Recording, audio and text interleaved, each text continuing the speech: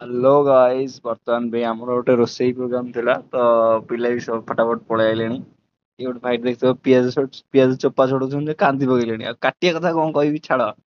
ଆଉ ଆଉ ଚାଲନ୍ତୁ ଦେଖିବେ ସିଏ ଭାଇ ଗୋଟେ ଭାତ ଗାଳୁଛନ୍ତି।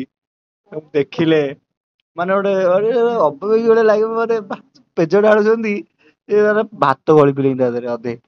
ତ ଦେଖନ୍ତୁ ତାଙ୍କୁ କେମିତି ହସୁଛନ୍ତି କହିଲା ବୁଡୁ।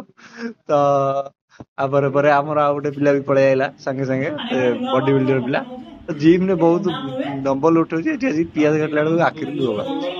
ତ ଆଙ୍କୁ ମୁଁ ଦେଖେଇଥିଲି ସେଦିନ ଫୁଲ ଫୁଲ ନେଇକି ଯାଉଥିଲେ। ତ ଆମର ବର୍ତ୍ତମାନ ବି ରୋଷେଇ ଚାଲିଛି। ବର୍ତ୍ତମାନ ପାଇଁ ଆମର ରୋଷେଇ ସରିଲା, ଆମେ ଖାଇବା ବଢା ବଢି କଲେ। ତ ଦେଖନ୍ତୁ ଆଜିର ରୋଷେଇ କଣ ହେଇଛି। ତ ଆଜିର ରୋଷେଇ ଥିଲା ଭାତ ମଟନ ତରକାରୀ। ରୋଷେଇ ତ ବହୁତ ବଢିଆ ହେଇଥିଲା, ଯିଏ ବି କରିଥିଲା ଧନ୍ୟବାଦ ଭାଇ, ବଢିଆ ରୋଷେଇ କରିଥିବାରୁ। ତ ରହିଲି।